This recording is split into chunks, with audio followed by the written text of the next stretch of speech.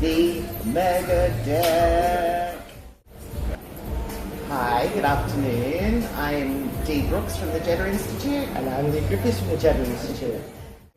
You are now the owner of the Let's Talk Community Megadeck, containing 200 cards of powerful questions and images. We will use these in workshops. Yes.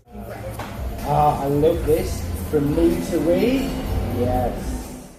3 blank cards per category, so you can create your own question. That will be good.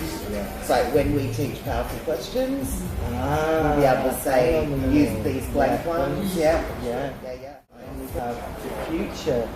The future questions are not about identifying or uncovering potential problems. Instead, they focus on asking open-ended questions that stimulate creative thinking and encourage innovative solutions by recognizing opportunities and community assets. Isn't it nice? Very nice. This is going to be extremely useful. I know we'll get a lot of use out of it in workshops and trainings and conference everywhere. This is